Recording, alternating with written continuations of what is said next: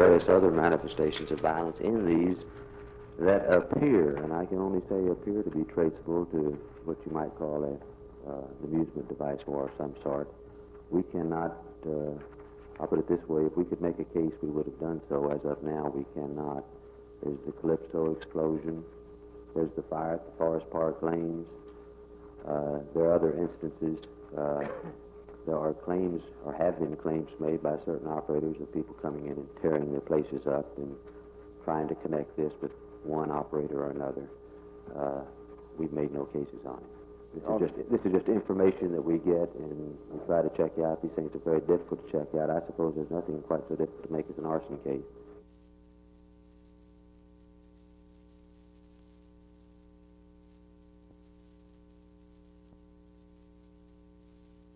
The committee investigate the possibility of antitrust violations by Fort Worth vending, B&B vending, inasmuch as very possibly, very likely, some of their machines are manufactured by them. They are the distributors. They are a loan company. They are a vending route. And at the same time, they do, at this time, I don't know how many, outright own and control taverns within the area. The other suggestion that the committee and possibly recommendation to the legislature that some legislation be enacted that vending companies be placed out of the loan business. The beer distributors cannot finance taverns, lounges, or make any investments.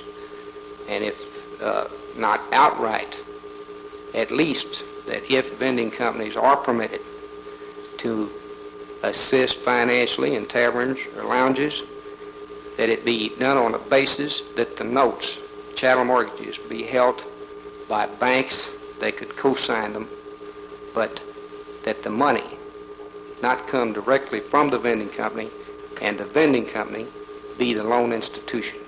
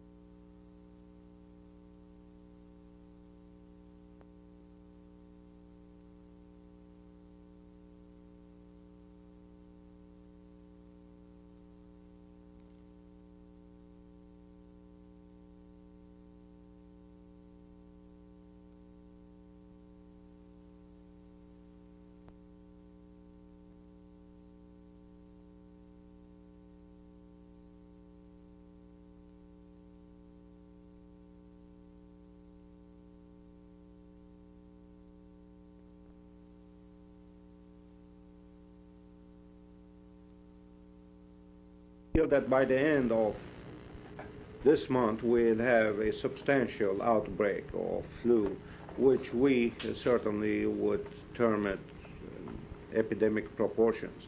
There is no doubt that the virus has been seeded practically everywhere in the United States, so it's a matter of timing and how fast really a substantial number of cases come down with it. Again, this depends very much on the susceptibility of the population. You will see, for example, in some parts of the United States where last year they did not experience much influenza, this year those areas were the ones that were hit more substantially by the illness. Doctor, how many cases would constitute an epidemic? I wouldn't give you a numerical value to that. Any time that there is a substantial number of cases over and above the average incidence of the disease, then that would be called an epidemic. Well, how large a percentage of the population would you think would be affected by this? I think the estimates so far have been about 20%.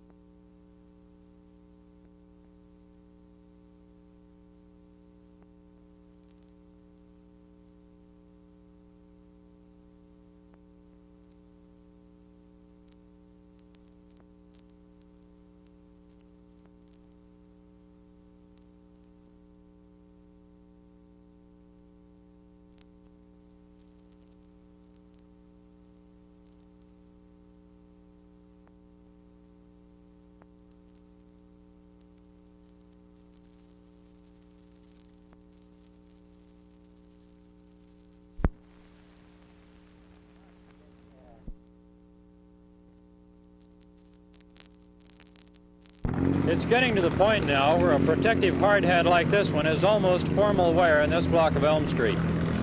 Today, an errant water main pushed up through the surface of Elm Street in virtually the same place, right here where I'm standing, that the street caved in nearly 2 years ago. The buckled pavement was reported early this morning, and before daylight, workers were busy patching the street. No matter how much this will be compared to the famous Elm Street cave-in of January 1967, though, Public Works officials say it's not the same. For one thing, the 67 cave-in made a hole halfway across Elm Street that required nearly $1.25 million and 7 months to fix. The cause of that still hasn't been agreed on, though some engineers claim the blame should be placed on a shifting underground fault. By late afternoon, the blame for today's Elm Street problem was laid on a 10-inch cast iron water line feeding one main place. Officials say the line ruptured and water forced itself up through the pavement, causing ripples in the surface. In the largest place, about 10 by 5 feet. The major inconvenience seems to be to traffic, which had to be rerouted around the block to Pacific Avenue. And officials say the only repair work involved in the latest Elm Street problem is replacing the faulty water line. Well, there are those who say 67 was a bad year and 68 was one of the worst. 67 had its cave-in, 68 now has its water ripples, and 1969 is only about 2 weeks away.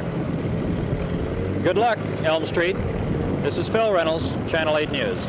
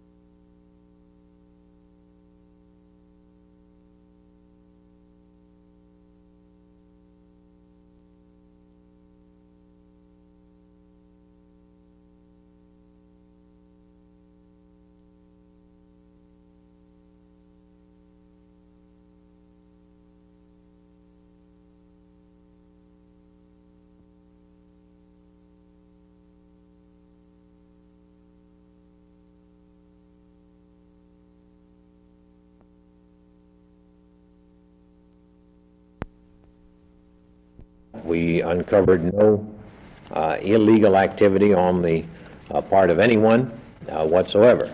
Aren't there many more people that would be willing to come up here and testify before the... That is correct. The stopping point, if you put it that way, is occasioned by the length of time that we have to devote to this. Our last day in being is January the 13th. Our committee goes out of existence on January the 14th.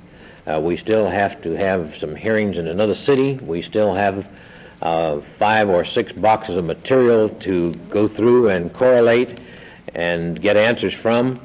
We have to have at least one more public hearing, and then we have to write a report and some suggested legislation all between now and January the 14th.